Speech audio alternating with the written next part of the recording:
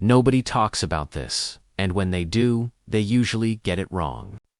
Thousands of Filipino nurses are quietly working in Russian hospitals today, not in America. Not in the UK, not in Canada, but in Russia. That alone should sound strange to you. Because Russia is not English-speaking. Because Russia is not known as a top migration destination for Filipinos. Because Russia has its own medical schools, its own doctors, its own long history of healthcare. So the real question is not, are there Filipino nurses in Russia? The real question is why Russia needs them so badly. And once you understand the answer, it completely changes how you see global healthcare, migration, power, and silence. Here is a fact that will shock you. Russia is one of the largest countries on Earth. Yet, it is facing a severe internal healthcare labor crisis. A crisis so deep that it cannot be fixed internally anymore. Hospitals are understaffed. Rural regions are collapsing medically. Experienced Russian nurses are aging out faster than new ones can replace them. And younger Russians are leaving the profession in massive numbers. But Russia does not talk about this publicly.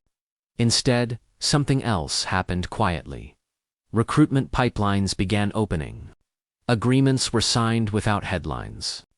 Visa paths were adjusted without announcements. And suddenly, Filipino nurses began appearing, trained, disciplined, English-speaking, globally respected, and critically willing to work where others won't. The Philippines is not just exporting nurses. It is exporting survival expertise. For decades, Filipino nurses have been trained under extreme conditions: overcrowded hospitals, low pay, long shifts, limited resources. This produces something rare: medical professionals who can function under pressure that would break most systems. Russia noticed. But that's not the whole story. Because Filipino nurses are not being recruited simply because they are good. They are being recruited because the Russian healthcare system is bleeding from the inside, and local solutions are no longer enough. Another uncomfortable truth: Russia's population is shrinking. Fewer births, higher mortality in certain regions.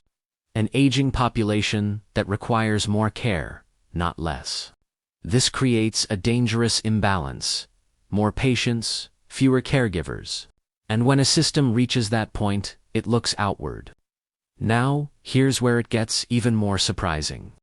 Filipino nurses in Russia are not concentrated only in Moscow or St. Petersburg. Many are sent to remote regions, places Russian nurses actively avoid due to isolation, harsh climate, or lack of career growth. These are regions where hospitals would literally shut down without foreign staff. So why Filipinos, specifically?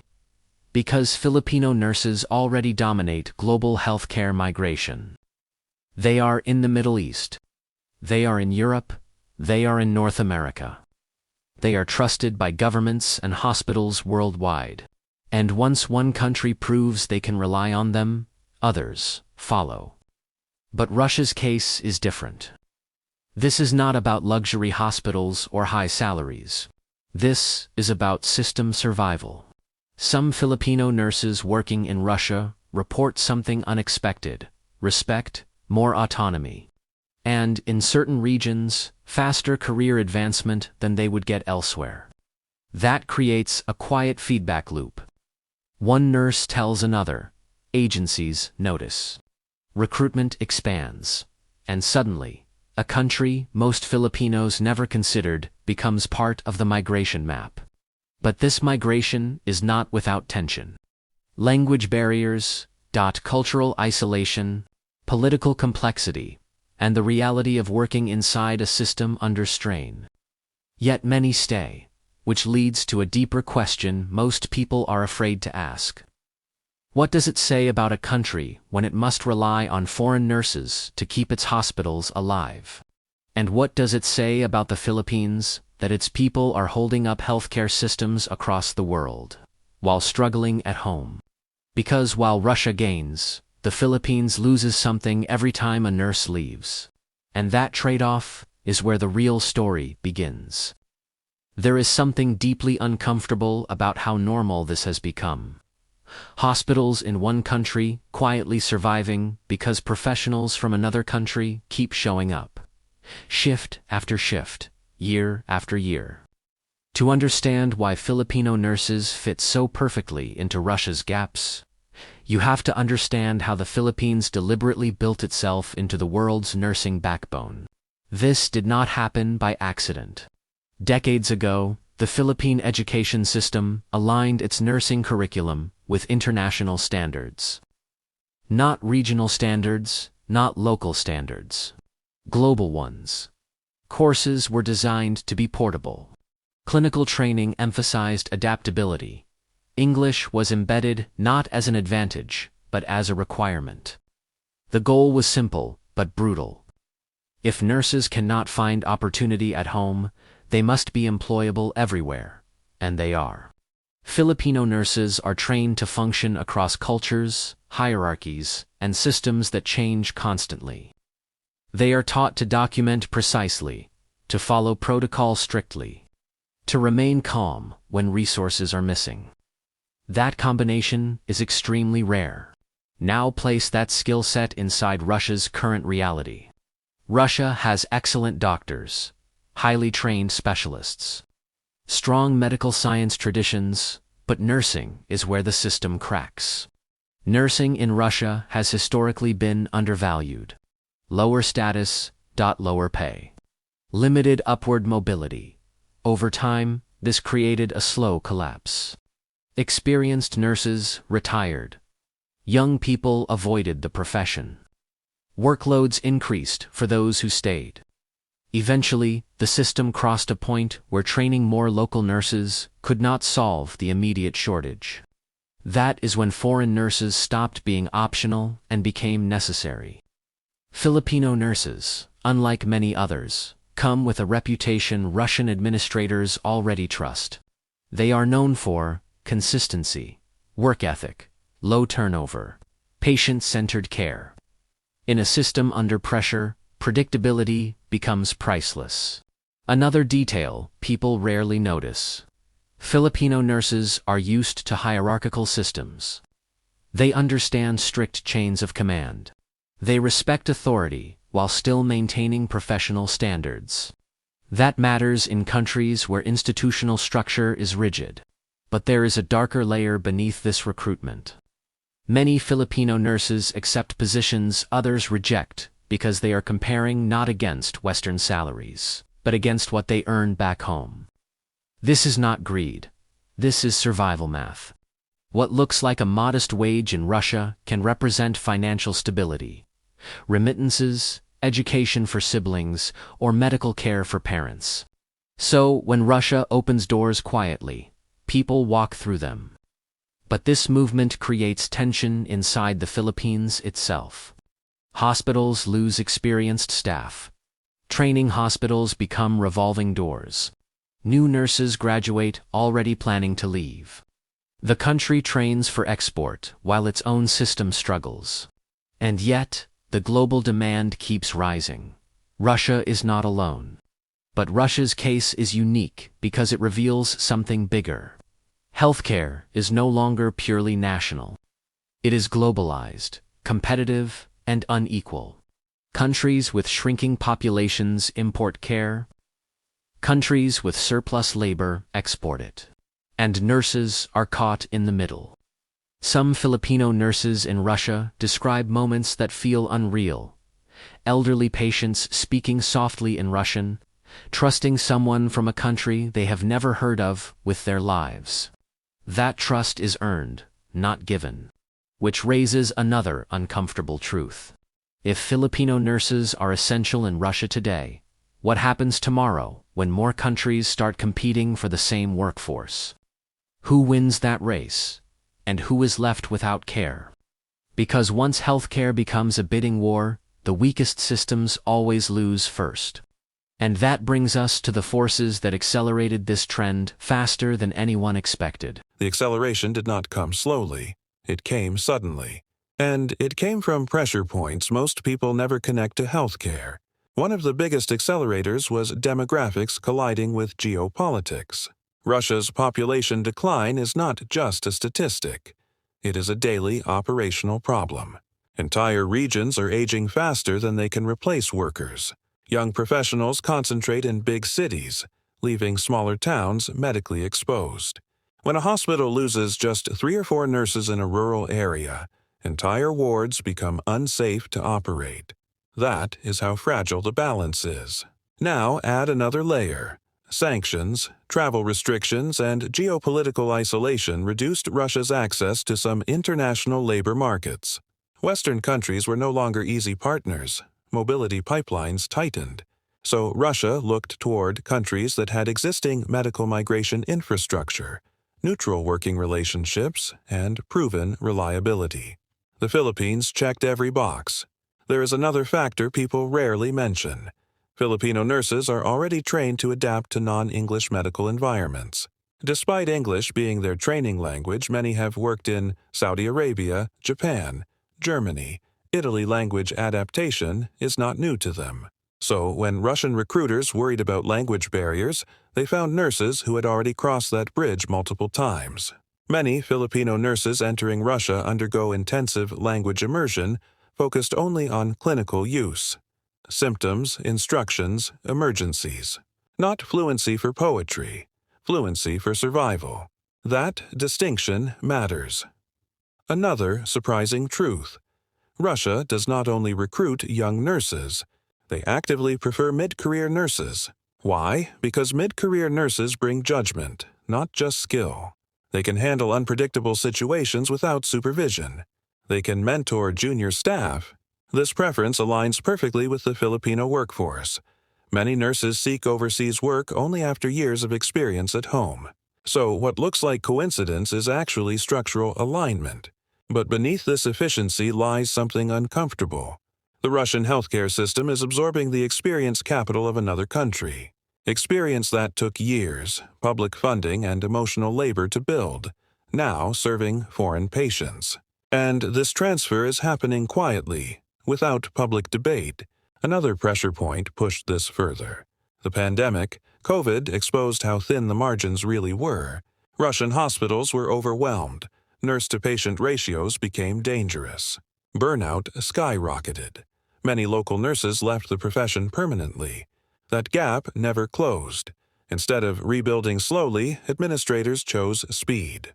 And the fastest solution was international recruitment.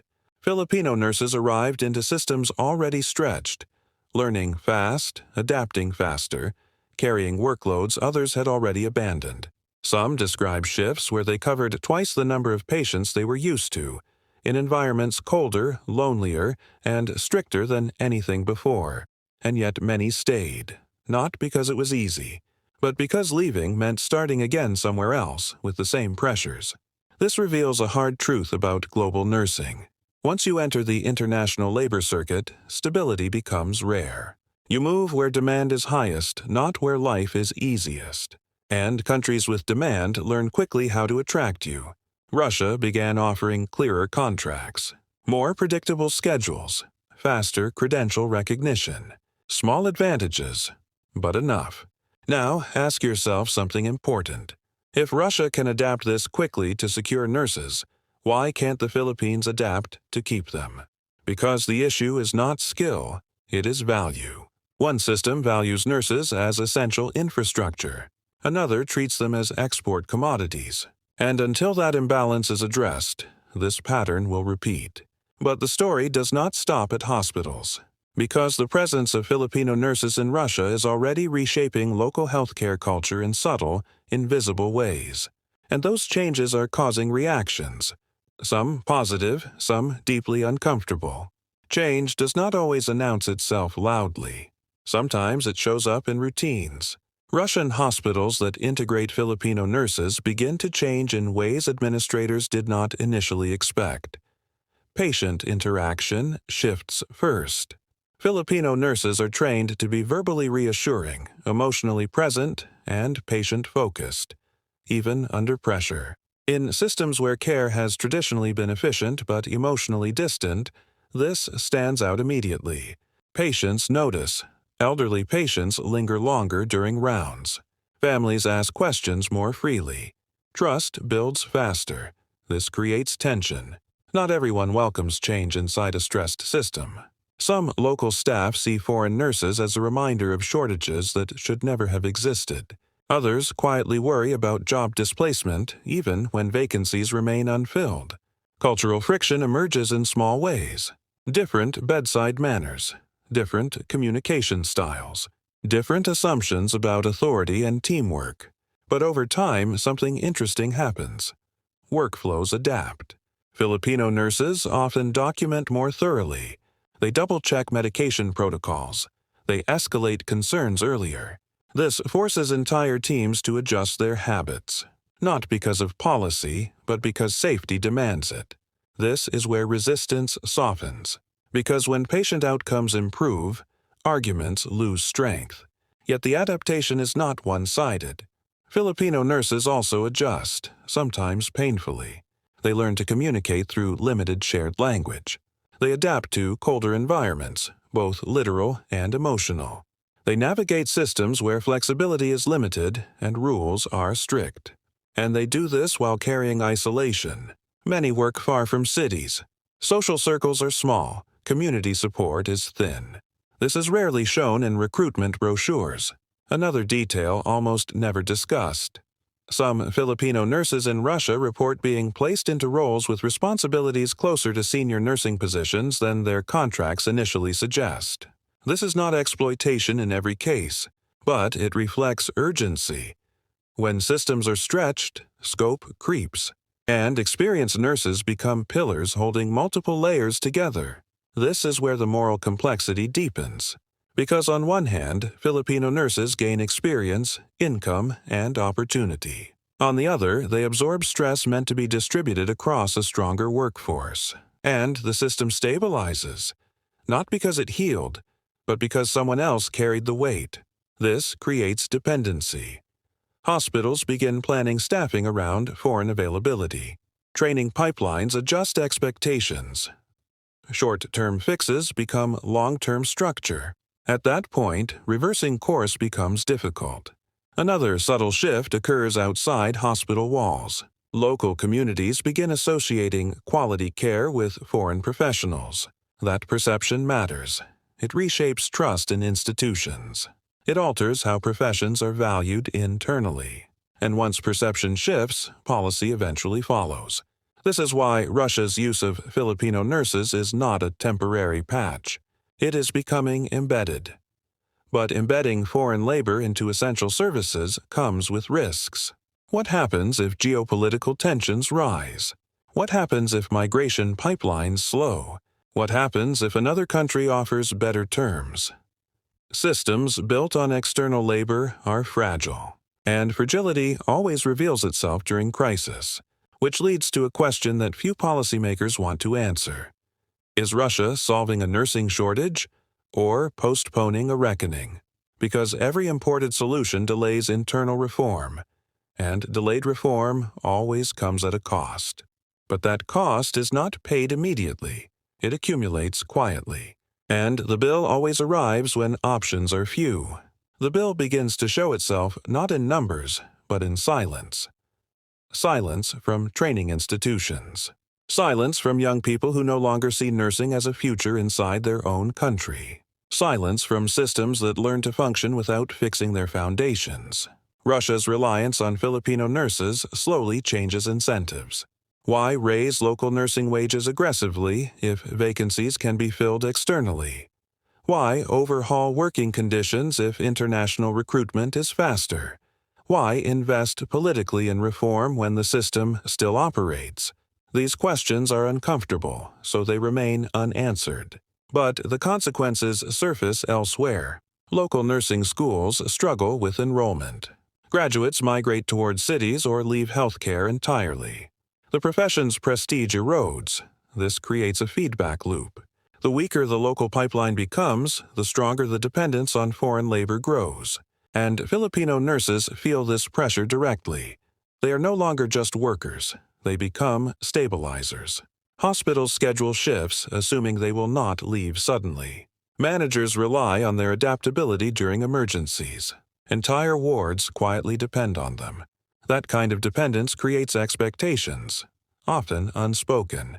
Some nurses report feeling guilt when considering leaving, even when contracts allow it. Others describe being asked to cover additional shifts, just this once, repeatedly. This is not unique to Russia. But in a system already strained, it intensifies. Now consider this from the Philippines side. The Philippines invests heavily in nursing education. Public hospitals serve as training grounds. Senior nurses mentor juniors who may never stay. This creates a paradox. The country funds education for global benefit, while its own healthcare system remains under-resourced. Rural clinics struggle. Nurse-to-patient ratios remain unsafe. Burnout pushes even more nurses to leave. So the same logic driving Russia to recruit externally pushes Filipino nurses outward. Two systems connected by the same imbalance, and neither fixes the root. Another layer deepens the issue. Recruitment agencies. Agencies sit between governments, hospitals, and workers. They streamline processes, but they also shape incentives. When agencies profit from volume, speed becomes priority. Long-term sustainability becomes secondary. This accelerates movement. Contracts shorten. Placement cycles tighten. Turnover increases. Nurses move from country to country, chasing stability that never fully arrives. This creates a global nursing circuit. Efficient, mobile, and emotionally exhausting. And Russia is now part of that circuit. What looks like opportunity is also vulnerability. If global demand spikes elsewhere, Russia competes. If conditions worsen locally, nurses leave. If policy shifts, pipelines break. Systems built this way do not fail slowly. They fail suddenly. And history shows that healthcare collapses are rarely caused by one event. They happen when accumulated compromises meet crisis. This brings us to the most sensitive issue of all. Visibility. Filipino nurses in Russia are visible to patients, but invisible in policy conversations. They are thanked privately, but rarely acknowledged publicly. Their presence stabilizes, but their voices are absent. That silence protects systems from scrutiny.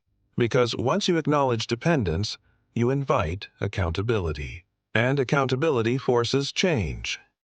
So the question becomes unavoidable. Is this arrangement fair? Not just legal, not just efficient.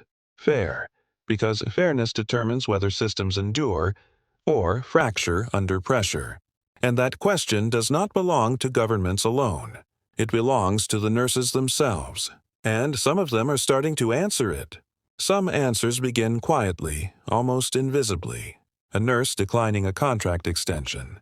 Another requesting transfer closer to a city. Someone choosing a different country after Russia. Individually, these decisions look small. Collectively, they signal something shifting. Filipino nurses are not passive participants in this system. They observe patterns. They compare conditions. They talk. Across borders, across platforms, across private networks. And information travels fast. When one hospital improves conditions, word spreads. When another overworks staff, that spreads faster. This is where Russia's position becomes delicate, because it is no longer competing only on pay. It is competing on dignity, safety, and long-term stability. Some regions respond. Better housing arrangements. Clearer scheduling. Language support programs. More predictable leave policies. These changes are not always generous, but they are strategic. They are attempts to stay competitive in a shrinking labor market. Other regions do not adapt, and they feel it almost immediately. Vacancies reopen, turnover rises, recruitment costs increase. This uneven response creates internal inequality within Russia's own healthcare system. Urban centers stabilize faster. Remote regions struggle harder. And guess where Filipino nurses are most heavily placed? The areas with the least leverage. This raises a disturbing ethical question. Are foreign nurses being used as buffers to absorb hardship local systems refuse to fix? Because when pressure exists, it flows downhill, toward those with fewer alternatives.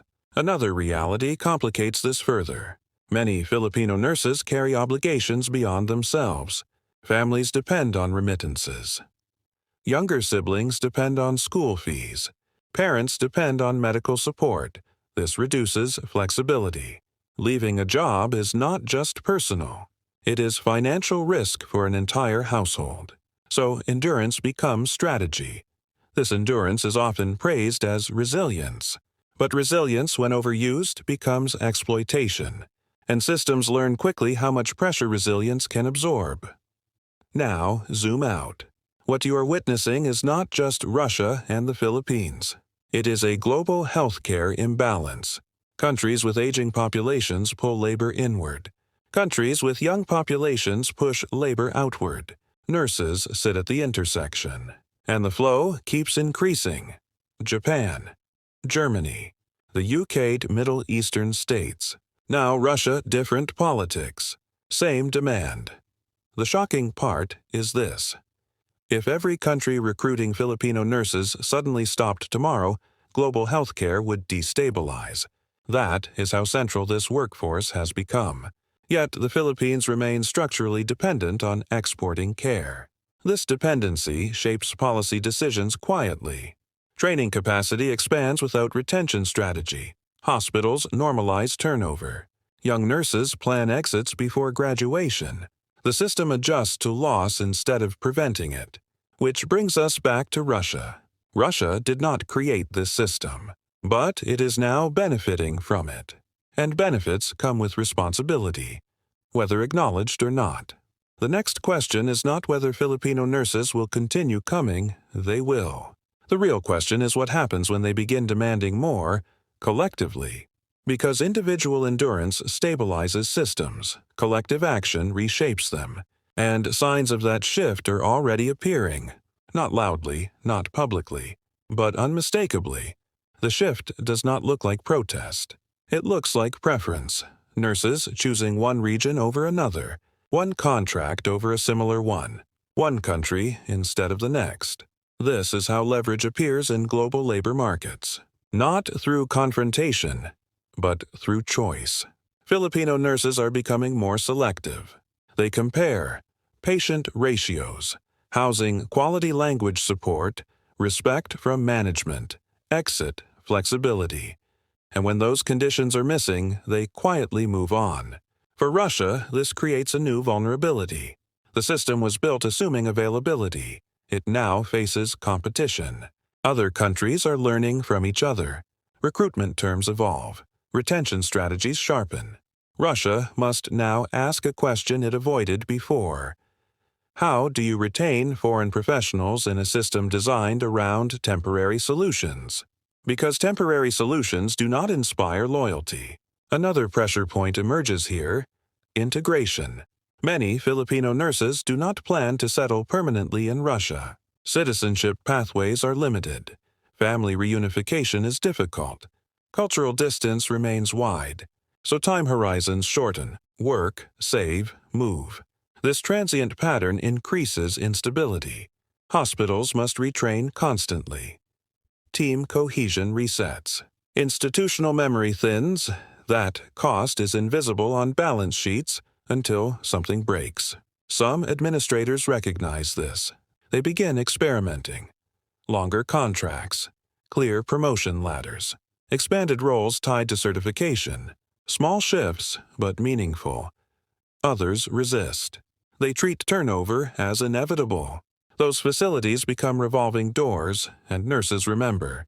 Now consider the emotional cost. Many Filipino nurses describe living between worlds. Not fully integrated, not fully detached. Phone calls home at odd hours, celebrations missed. Deaths learned about from thousands of miles away. This emotional tax accumulates. And when combined with physical exhaustion, it shortens careers. Burnout is not just an individual outcome. It is a systemic failure signal. Burned-out nurses do not advocate. They endure, then leave, which delays reform further. This cycle repeats across countries. Russia is not unique, but it is exposed, because its demographic decline continues, because internal pipelines remain weak, because external reliance grows. At some point, external solutions stop scaling. There are only so many nurses, and demand everywhere is rising. This is the coming collision. Too many systems chasing too few caregivers. When that happens, terms change. Power shifts toward labor, and countries that fail to prepare will pay more, financially, politically, socially. So the story you are watching is not static. It is evolving, quietly, relentlessly, and the final outcome will depend on choices being made right now, mostly behind closed doors. Because healthcare crises do not announce themselves. They arrive as shortages, as delays, as tired professionals carrying too much, and by the time the public notices, options are limited. Which leads us to the most important question of all. What would a fair system actually look like? Not perfect, not ideal, fair. That answer determines whether this story ends in reform or repetition. A fair system would start with honesty, and honesty is exactly what has been missing. Russia's healthcare challenge is often framed as temporary, seasonal, regional. But the truth is structural. A shrinking workforce, an aging population, a profession that lost its appeal decades ago. Importing nurses buys time, but time without reform is borrowed. A fair system would ask harder questions. Why are local nurses leaving? Why is workload normalized at unsafe levels? Why is emotional labor treated as unlimited? These questions apply whether the nurse is Russian or Filipino. Yet, the presence of foreign nurses allows these questions to be postponed. Because when the ward is staffed, urgency disappears. From the Philippine side, fairness looks different. A fair system would not rely on loss as a development model. Training nurses for export while domestic hospitals remain understaffed creates moral tension. The country gains remittances, families gain income, but communities lose caregivers. A fair system would invest equally in retention, competitive wages, safe ratios, the career progression that does not require leaving. Without that, migration becomes not choice, but escape. Now place Filipino nurses inside Russia again. Many describe moments of contradiction. Being praised for dedication while denied long-term security. Being relied upon heavily while remaining peripheral to decision-making. Being essential, yet temporary. This contradiction erodes trust, and trust is the foundation of any stable system.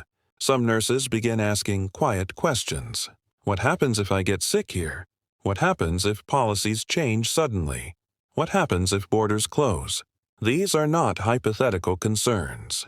They shape behavior, shorter planning horizons, less emotional investment, reduced willingness to go beyond contract terms.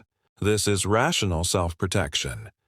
But systems interpret it as disengagement, and the gap widens. Another uncomfortable truth surfaces here. Healthcare systems often measure success by occupancy, throughput, and cost. They rarely measure sustainability of the workforce. A ward running today looks successful, even if the staff will not last 5 years. This is how collapse is hidden, slowly, quietly, until it cannot be ignored. Russia's reliance on Filipino nurses reveals something deeper about the global order. Care has become mobile, but responsibility has not. Countries import labor without importing obligation. Countries export labor without protecting supply. Nurses absorb the imbalance. And because nurses are trained to care, they rarely refuse. This is why the story feels invisible. Crisis narratives usually focus on doctors, technology, or funding, rarely on the human infrastructure holding it together. Yet without nurses, nothing functions. No ICU, no surgery, no recovery. That reality is finally beginning to surface. And when it does, systems will be forced to choose reform or repetition. Because once labor realizes its value, silence ends. And when silence ends, structures change. When silence breaks, it rarely sounds like shouting. It sounds like coordination, private group chats, shared spreadsheets, quiet warnings about certain hospitals, certain regions, certain contracts. This is already happening.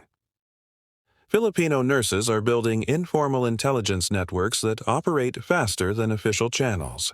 They exchange details recruiters avoid: actual patient loads, real housing conditions, unpaid overtime patterns, management behavior during crises. This information reshapes migration flows in real time. A hospital's reputation can collapse in months. For Russia, this introduces a new kind of risk. Control is limited. You can regulate visas. You can sign agreements, but you cannot control collective memory. And once a system is labeled high risk, recovery is slow. Some Russian institutions have begun responding strategically. They don't advertise higher pay. They advertise stability, predictable shifts, transparent contracts, clear conflict resolution paths. These are signals, not generosity, but awareness. Others double down on old assumptions. That nurses will come anyway. That demand guarantees supply. That endurance is endless. Those assumptions are dangerous because endurance has limits. Another factor now enters the picture: generational change. Younger Filipino nurses think differently. They are more informed, more connected, less tolerant of ambiguity. They compare not just countries but lifestyles. Mental health support matters. Community access matters. Long-term planning matters. Russia competes poorly here, not because of hostility, but because of distance. Distance from family, distance from cultural familiarity, distance from long-term integration. This means Russia increasingly attracts a specific profile: mid-career nurses, high tolerance for hardship, strong financial obligations. That pool is not infinite. As those nurses age out, replacement becomes harder. This is the ticking clock beneath the system. And clocks do not stop because systems hope they will. Now, look at the broader implication. If Russia struggles to retain nurses even with active recruitment, what happens when global shortages intensify? The world's population is aging everywhere. Healthcare demand is rising everywhere. Training capacity is not scaling fast enough anywhere. This creates a future where nurses hold unprecedented leverage, and systems that treated them as interchangeable will feel that shift first. This is where the story turns from explanation to warning, because what Russia is experiencing today is what many countries will face tomorrow: dependence without reform, stability without sustainability, function without resilience. Filipino nurses did not create this imbalance. They are responding to it. They move where opportunity exists. They endure where stability is possible. They leave when conditions deteriorate. This is rational behavior in an irrational system, and it exposes a truth that policymakers avoid. You cannot outsource care indefinitely without changing the conditions that drive people away. Eventually, the supply fights back, not through rebellion, but through absence. And absence is the most disruptive force of all. Absence does not arrive all at once. It begins with delays. Positions left open longer than expected. Recruitment cycles extending from months to years. Emergency staffing becoming routine instead of rare. These are early warning signs. In some Russian regions, administrators already feel this pressure. They respond by increasing recruitment targets, by accelerating onboarding, by compressing training timelines. But speed creates risk. Nurses placed into unfamiliar systems faster make more mistakes. Teams fracture under stress. Burnout accelerates. This is how systems chase stability and end up creating fragility. Another uncomfortable reality emerges here. The cost of losing one experienced nurse is not one vacancy. It is mentorship lost, institutional knowledge erased, team cohesion disrupted. Foreign nurses often fill gaps, but they also carry invisible roles. They train new staff, they stabilize shifts, they act as bridges across cultures and departments. When they leave, those bridges collapse. Now look at policy responses. Some Russian policymakers begin discussing incentives, tax benefits, housing subsidies, fast-tracked permits. These measures signal recognition, but they are reactive. They treat symptoms, not causes. The core issue remains untouched. Nursing as a profession must be made sustainable internally, not just filled externally. Without that, recruitment becomes an arms race, and arms races have only one outcome: escalation. Escalation means higher costs, higher turnover, lower continuity of care. Eventually, budgets strain, public trust erodes. Because patients do not experience systems, they experience moments. A missed dose, a delayed response, a tired professional doing their best. These moments accumulate into perception, and perception shapes legitimacy. This is why the presence of Filipino nurses matters beyond staffing. They are holding public trust together in many places, quietly, without recognition. That is not a criticism. It is an observation. Now step back. What you are watching is a preview, not just for Russia. For any country relying heavily on imported care. As global shortages intensify, migration will not disappear. It will concentrate toward systems that offer safety, respect, and predictability. Not necessarily the highest pay. Those systems will survive. Others will scramble. And scrambling is not strategy. Which brings us to the final reckoning. Because every system eventually faces the question it avoided. Will it change or will it be replaced? Replacement does not always look dramatic. It looks like normalization. Lower standards accepted quietly. Longer wait times explained away. Exhaustion treated as professionalism. This is how systems convince themselves they are functioning. But healthcare is unforgiving. You cannot fake capacity. You cannot improvise compassion. You cannot stretch human limits indefinitely. Russia's reliance on Filipino nurses exposes a global truth most people are not ready to face. Modern healthcare survives not on technology, but on people willing to endure strain. And the countries that endure longest are those exporting care, not importing it. The Philippines has become essential to global healthcare not because it is wealthy, but because its people are resilient. But resilience should never be the foundation of a system, because resilience is not infinite. Every nurse who leaves takes more than skill. They take patience, they take experience, they take memory, and when too much memory leaves, systems forget how to care properly. Now return to the question that started all of this. Why does Russia have so many Filipino nurses?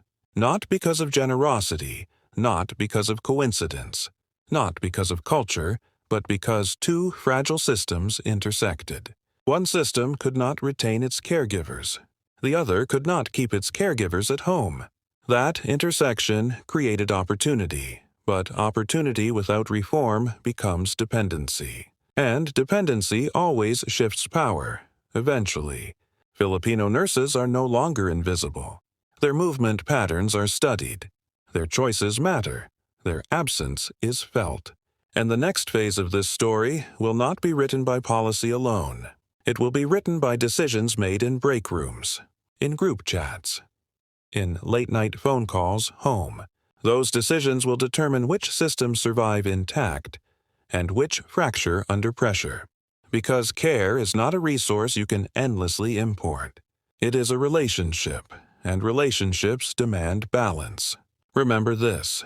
Whenever you hear about hospitals functioning despite shortages, whenever you see systems praised for resilience, ask yourself who is carrying the weight. The answer will tell you everything. And if you want to understand more stories like this, stories that explain the hidden forces shaping our world, not the headlines, subscribe. Because the most important truths are rarely loud. They are carried quietly by the people holding everything together. Here is the part nobody wants to admit. The story is not ending soon. Russia will continue recruiting Filipino nurses. The Philippines will continue producing them. Other countries will continue competing for the same workforce. And nurses will continue making impossible choices between duty, dignity, and survival. But something fundamental has already changed. Healthcare workers are no longer just employees. They are leverage. Systems that once dictated terms are now reacting to labor behavior they cannot control. And this shift will accelerate. Countries that treat nurses as temporary solutions will face instability. Countries that build systems nurses want to stay in will gain resilience. There is no middle ground anymore. For Russia, the future depends on whether foreign nurses remain a bridge or become a crutch. For the Philippines, the future depends on whether exporting care remains policy or becomes a warning sign. For nurses, the future depends on how much longer resilience can substitute for fairness. Because resilience without support eventually turns into exit. And exit is the only language broken systems understand. This is not a story about Russia alone. It is not a story about Filipinos alone. It is a story about a world quietly running out of caregivers, while pretending everything is fine. If this video changed how you see healthcare, migration, or power, then you already understand why these conversations matter. Subscribe, because the systems shaping your future are not always visible, but they are always at work.